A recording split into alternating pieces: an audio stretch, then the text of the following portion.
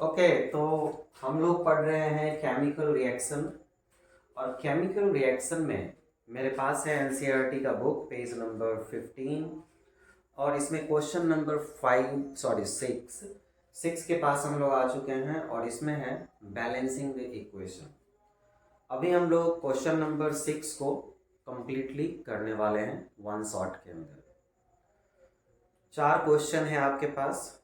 पहला जो है आपका क्वेश्चन वो है hydrogen nitrate HNO3 plus CaCa whole OH twice gives out CaCa whole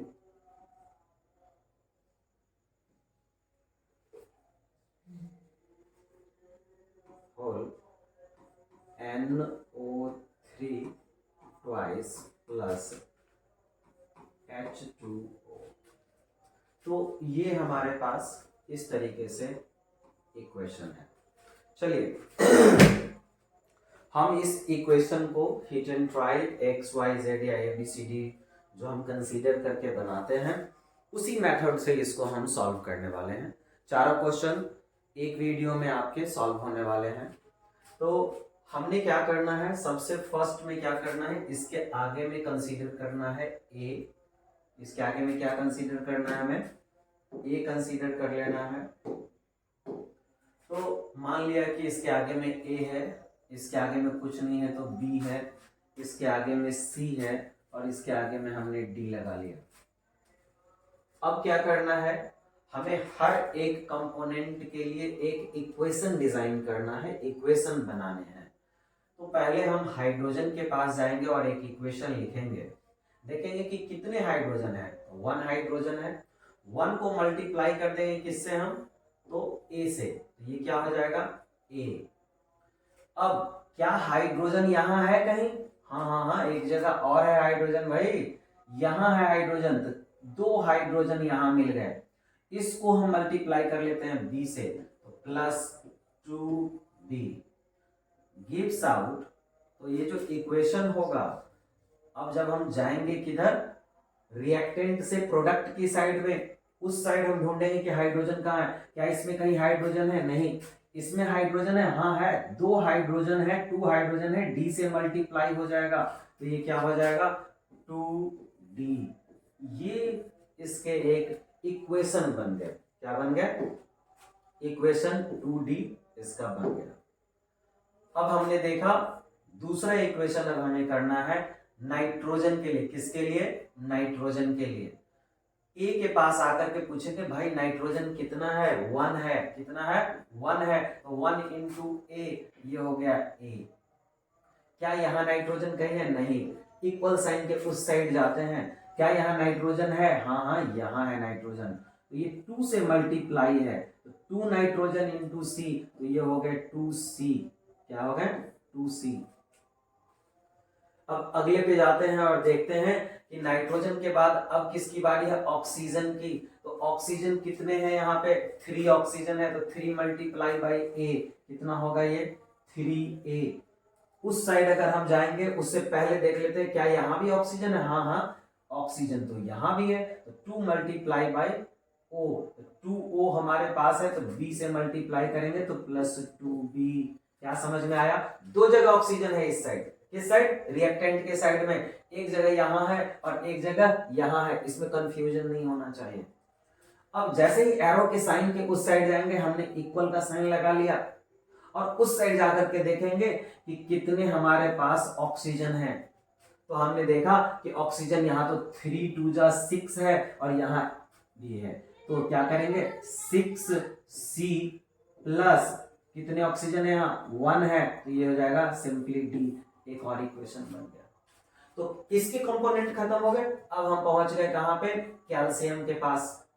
पूछा भाई कैल्शियम कितने हो, तो भैया हम तो 1 ही है, 1 इंटू डी, तो ये क्या हो गया सिंपली, सॉरी बी है वो, तो 1 इंटू बी, तो बी हो गया इक्वल टू, क्या कैल्शियम इस साइड है, हाँ है, एक कैल्शियम है यहाँ पे, एक मॉलिक्यूल है, तो सिंपली सी। अगले इक्वेशन पे अब आते हैं, क्या ऑक्सीजन इधर कंप्लीट है, हाँ ऑक्सीजन कंप्लीट है। क्या हाइड्रोजन कंप्लीट है? हाँ कंप्लीट है, सारे के सारे कंप्लीट है। अब हमने क्या करना है, इस इक्वेशन के अंदर में कहीं भी आना है और ए को कंसीडर कर लेना है 1 के इक्वल में, तो लिखेंगे लेट ए इक्वल टू 1। हमने क्या कर लिया, ए को 1 कंसीडर कर लिया। बस ए को करना है, यूनिवर्सल थ्योरम लगाना है, बाद में देखेंगे कि रेशियोज क्या आ रहे हैं, मल्टीप्लाई कर लेंगे पूरी इक्वेशन को। अब हमने क्या किया कि ए की जगह पे अगर जैसे ही हमने 1 डाल दिया तो चलो भैया एक तो वैल्यू मिल गया हमें। अब इसको जैसे ही 1 डाला तो सी का वैल्यू क्या हो जाएगा, जरा देखिए इस इक्वेशन में ए का वैल्यू जैसे ही 1 पुट किया तो 2c, तो c का वैल्यू क्या हो जाएगा 1/2, या कि इससे डिवाइड हो जाएगा, तो हमें c का भी वैल्यू मिल गया। तो c का वैल्यू क्या मिल गया हमें 1/2, तो c का भी वैल्यू हमें मिला हुआ है। अब क्या हम इस वैल्यू को a और c को कहीं और डाल सकते थे? हाँ, c का वैल्यू अगर हम यहाँ पे डाल दें तो c का वैल्यू हमें क्या मिला है, हाफ मिला है 1/2, तो ये b का भी वैल्यू मिल गया हमें। तो b का वैल्यू क्या मिला हमें, ये जरा देखिए b का वैल्यू क्या मिल गया, ये भी मिला 1/2, दो 3 वैल्यू हमें मिल गए, a मिल गया, b मिल गया, c मिल गया। अब बारी d की है, तो देखते हैं कि यहाँ पे तो d है ही है, यहाँ पे लाके वैल्यू पुट कर देते हैं, तो क्या होगा जरा देखिए। a का वैल्यू हमने तो 1 कंसीडर किया था, प्लस 2 इंटू b की जगह पे क्या डाल दिया, हाफ, तो ये तो 2 से 2 कट गया, ठीक है भाई, 2 से 2 कट गया तो 1 आया, 1 + 1 2 हो गया, 2 आके डिवाइड हुआ तो d की वैल्यू क्या मिल गई हमें, 1 मिल जानी है। कितनी मिल जानी है, 1। तो d का जो वैल्यू हमें मिला वो क्या मिला, 1। क्या समझ में आया अच्छे से? ये सारे वैल्यूज को उठाने हैं और उस इक्वेशन के अंदर में पुट कर देना है। तो पहला इक्वेशन का जो कंटेंट है वो क्या है, a की जगह पे हमने 1 डाल दिया, 1 को लिखेंगे नहीं, ये क्या है हमारा HNO3+, ठीक है। b की जगह पे हमने क्या डालना है, हाफ, तो यहां डाल दिया हमने 1/2, क्या है Ca whole OH2 gives out। C की जगह पे हमें क्या डालना है, at the place of C what we have to put, we have to put 1/2, half मैंने पुट कर दिया, ठीक है ना। हाफ जैसे ही आप इसको पुट करेंगे तो ये वैल्यू क्या दे देगा, CaNO3 प्लस D की जगह पे हमें वैल्यू क्या मिला है 1, चलिए 1 डाल दिया, 1 को ऐसे लिखते नहीं है तो क्या हो जाएगा ये H2, ठीक है। अब हमें क्या करना है, इसमें ब्रैकेट लगा लेना है और इसको मल्टीप्लाई करना है किससे, ये जो हमारे वैल्यूज आए हैं फ्रैक्शन वाले, इन फ्रैक्शन में सबसे नीचे डिनोमिनेटर सबसे बड़ा कौन सा है, तो 2 है दोनों में, हम क्या करेंगे इसको 2 से मल्टीप्लाई कर लेंगे। किससे मल्टीप्लाई करेंगे, 2 से। अब 2 से जब मल्टीप्लाई करेंगे तो 2 सबसे पहली बार यहां आएगा और मल्टीप्लाई हो जाएगा, तो ये क्या देगा हमें, जरा देखिए 2HNO3+, ठीक है। 2 को जब हम मल्टीप्लाई करेंगे कहां, हाफ से, तो ये क्या करेगा 2 से 2 कट जाएगा, तो ये 1 बचेगा, तो ये क्या बच गया हमारा Ca bracket OH whole twice gives out. जब ये 2 आकर के इससे मल्टीप्लाई होगा तो फिर 2 कट जाएगा, तो ये क्या हो जाएगा CaNO3 होल ट्वाइस प्लस 2 जब इससे आके मल्टीप्लाई होगा तो यहाँ कुछ नहीं है 1 है, तो हो जाएगा 2H2O। तो कंप्लीट इक्वेशन हमारा इस तरीके का हो। क्या समझ में आया? तो इस तरीके से अब हम लोग अगले इक्वेशंस पे आते हैं। ओके, अगले इक्वेशन पे आते हैं, इसी पेज पे हम काम कर लेते हैं, ठीक है ना। चलिए, और ये क्वेश्चन है sodium NaOH sodium hydroxide react with what, hydrogen sulfate H2SO4 and gives out what, sodium sulfate Na2SO4 plus H2O plus H2O। चलिए इसको हम लोग बनाते हैं और देखते हैं कि यूनिवर्सल जो थ्योरम हमारा है उसे हम किस तरीके से फिर से इसमें अप्लाई करेंगे। पिछले 2 क्वेश्चन में आपने देख लिया, इसमें लगाना है क्या, ए, यहाँ क्या लगाना है बी, यहाँ क्या लगाना है सी, यहाँ क्या लगाना है डी। अब हमें क्या करना है, सोडियम के इक्वेशंस को लिखना है। तो सोडियम इस साइड कितना है 1, सोडियम कितना है यहाँ पे 1 को ए से मल्टीप्लाई किया तो ये रिजल्ट क्या देगा, सिंपली ए इक्वल टू, इस साइड और सोडियम तो नहीं है, उस साइड कहाँ कहाँ सोडियम है, एक ही जगह है, यहाँ 2 सोडियम है, सी से मल्टीप्लाई हो गया तो ये क्या देगा हमें 2C। एक इक्वेशन हमने खत्म कर लिया। सोडियम का जब काम खत्म हो गया, हम ऑक्सीजन के पास पहुंचेंगे और पूछेंगे भाई ऑक्सीजन आप कितने हो, किसने बोला भैया हम तो एक ही हैं यहाँ पे, तो 1 मल्टीप्लाई बाई ए, क्या रिजल्ट होगा ए। क्या ऑक्सीजन और भी है रिएक्टेंट के साइड में, हाँ हाँ यहाँ भी तो है ऑक्सीजन, तो 4 ऑक्सीजन यहाँ है, बी से जब मल्टीप्लाई होगा तो ये क्या हो जाएगा 4B। ये जब हम रिएक्टेंट में अब जाएंगे तब वहां पे ऑक्सीजन को काउंट करेंगे, तो यहां पे ऑक्सीजन कितना है, यहां पे 4 ऑक्सीजन है, तो 4 को सी से जब मल्टीप्लाई करेंगे तो क्या होगा 4C। क्या ऑक्सीजन और भी है प्रोडक्ट के अंदर, हाँ एक ऑक्सीजन यहां भी बचा हुआ है, तो 1 into D, तो ये एक इक्वेशन कंप्लीट हो गया। अब वैसे ही हम हाइड्रोजन के पास आएंगे, पूछेंगे हाइड्रोजन आप कितने हो, तो ये कहेगा 1 into A, तो ये हो गया A। क्या हाइड्रोजन और भी जगह है, हाँ यहाँ भी है प्रोडक्ट रिएक्टेंट के साइड में, तो 2 into B, तो ये क्या हो गया 2B। अब हम आते हैं प्रोडक्ट के साइड में, तो देखते हैं प्रोडक्ट के साइड में कि हाइड्रोजन और कहाँ है, इसमें हाइड्रोजन नहीं है, यहीं पे हाइड्रोजन है 2 into D, तो ये हो गया 2D। एक और बचा हुआ है, वो है कौन, सल्फर। तो इस साइड सल्फर में क्या मल्टीप्लाई है बी का, और कितने सल्फर है 1, तो क्या हो गया बी सिंपली इक्वल टू, उस साइड सल्फर कहाँ है, तो यहाँ है सल्फर, 1 सल्फर है कितने के बराबर, सी के इक्वल, तो हमारे पास क्या हो गया, एक इक्वेशन आ गया बी इक्वल टू सी का। साधारण सी बात है, हम हमेशा क्या करते हैं, लेट ए इक्वल टू 1 हमने कंसीडर कर लिया, मतलब कि हमारे ए का वैल्यू क्या हो गया 1 के इक्वल हो गया। जैसे ही हम 1 डालेंगे सी की वैल्यू हाफ हो जाएगी, सी की वैल्यू हाफ हो जाएगी क्योंकि 2 आके इस साइड डिवाइड हो जाएगा 1 में, तो सी का वैल्यू हमें क्या मिलेगा 1/2 मिलेगा।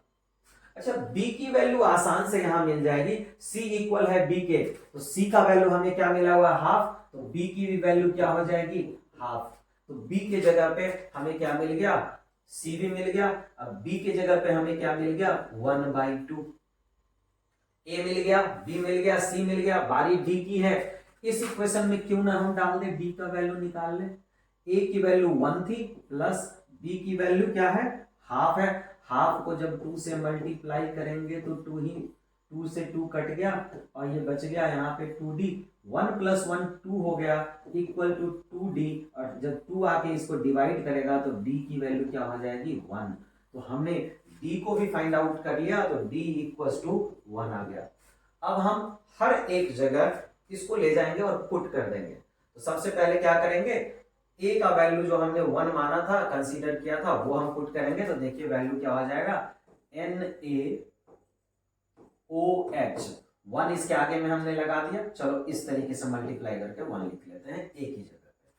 अब आ गया प्लस, ठीक है भाई, b की जगह पे क्या आना है हाफ आना है 1/2, और रिएक्शन में क्या है H2SO4 गिव्स आउट। सी की जगह पे हमें क्या मिला है, सी की जगह पे हाफ मिला है, हाफ लेकर के हम डाल देते हैं, तो ये हो गया हाफ, ये क्या हो गया हमारा हाफ, और ये क्या है सोडियम Na2SO4, ठीक है प्लस, ठीक है plus Na2SO4 Na2SO4, okay, plus B की जगह पे हमें 1 मिला है तो 1 एज इट इज छोड़ देंगे, तो ये क्या आ जाएगा H2O, यहाँ पे 1 का मल्टीप्लाई है। अब हमने क्या करना है, इसको ब्रैकेट में ले लेना है और देखना है कि ये जो वैल्यू है इस रेशियो में सबसे नीचे डिनोमिनेटर में सबसे बड़ा कौन है, तो 2 बड़ा है, दोनों में 2 ही है। हमने क्या करना है, कुछ नहीं करना है, 2 से मल्टीप्लाई कर देना है। एक बार 2 जब मल्टीप्लाई होगा 1 से तो इसका वैल्यू क्या हो जाएगा, 2NaOH। तो ये 2 आकर के क्या हुआ, मल्टीप्लाई हो गया इससे, ठीक है। अब फिर से 2 क्या होगा, इससे मल्टीप्लाई कर देंगे ला करके, तो 2 से 2 क्या हो जाएगा, कैंसल आउट हो जाएगा। तो ये आ गया 2H, सॉरी ये तो कट गया ना 2, तो बचा क्या हमारे पास, 2 से 2 कैंसल आउट हो गया, 1 बचा, ये बचा H2SO4 गिव्स आउट। जब इस 2 को इससे मल्टीप्लाई करेंगे तो ये भी 2 कैंसल आउट हो जाएगा, तो बचेगा क्या, Na2SO4 प्लस, और 2 जब इससे मल्टीप्लाई होगा तो क्या होगा, 1 इंटू 2 2 होगा H2। अब चेक करके देखते हैं कि क्या हमारे ये इक्वेशन बैलेंस है या नहीं। सोडियम का वैल्यू कितना है यहाँ पे 2, ठीक है भाई, सोडियम यहाँ 2 है, ठीक है। ऑक्सीजन कितने हैं 2 और यहाँ पे 4, तो कितने हो गए 6। तो यहाँ देखिए 4 प्लस 2 6। हाइड्रोजन यहाँ कितने हैं 2 और यहाँ 2, 4 हाइड्रोजन है, 4 हाइड्रोजन है। सल्फर यहाँ कितना है 1, तो सल्फर यहाँ कितना है 1। ये तो पूरा का पूरा बैलेंस है। इसी तरीके से अब हम लोग अगले क्वेश्चन के ऊपर में आ रहे हैं, इसको साइड करके तब तक रख लेते हैं, ठीक है। चलिए अगले क्वेश्चन पे अब आते हैं।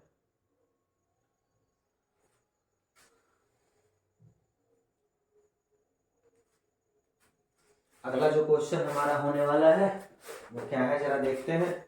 अगला है sodium chloride NaCl plus AgNO3 gives out AgCl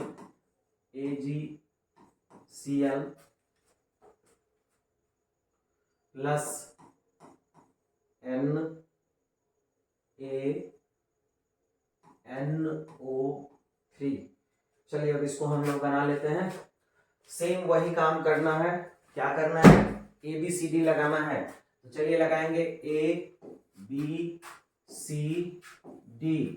अब क्या करना है, इक्वेशन बनाना है। पहले सोडियम के लिए इक्वेशन बनेगा, A इक्वल टू, इस साइड सोडियम कहाँ है, यहाँ है D, ये आ गया D। चलिए एक इक्वेशन कंप्लीट हुआ। Cl के लिए अब इक्वेशन बनाएंगे, तो A इक्वल टू, Cl अब उस साइड है, यहाँ पे C, ये तो आसान सा लग रहा है, जल्दी बनेगा।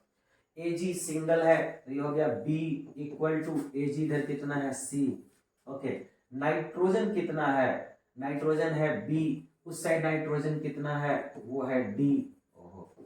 और ऑक्सीजन कितना है 3, तो यहाँ पे होगा 3B इक्वल टू, ऑक्सीजन कितना है 3B।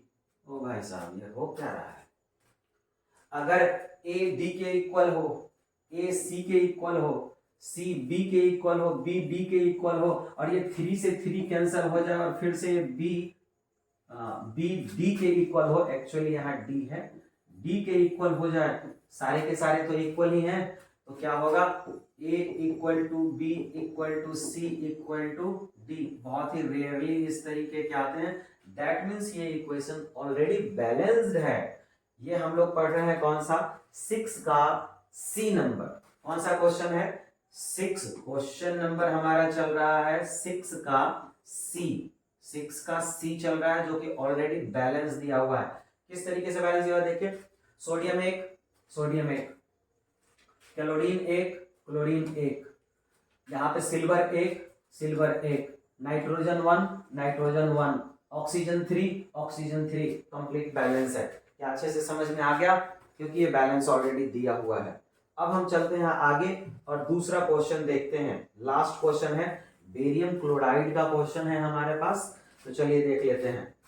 क्वेश्चन नंबर हम लोग डी पढ़ रहे हैं। क्वेश्चन नंबर डी में देखिए क्या है, ये कहता है barium BaCl2 plus H2SO4 gives out BaSO4 plus HCl हमें कुछ भी नहीं करना है, सेम जैसे पहले करते थे। इसके आगे A लगाना है, इसके आगे B लगाना है, इसके आगे C लगाना है और इसके आगे D लगाना है। अब हमें क्या करना है, सबसे पहले बेरियम को बैलेंस करना है। तो देखा कि बेरियम के आगे कुछ नहीं मल्टीप्लाई, तो 1 मल्टीप्लाई है, तो A इक्वल टू उस साइड बेरियम कितना है 1 है, तो C आ गया। A इक्वल टू क्या आ गया, C आ गया हमारा, ठीक है ना, इक्वल टू C, एक इक्वेशन बन गया। क्लोरीन यहाँ पे 2 है, तो 2A इक्वल टू क्लोरीन उस साइड कितना है, सिंगल है क्लोरीन वहां पे, तो वो हो गए D के इक्वल।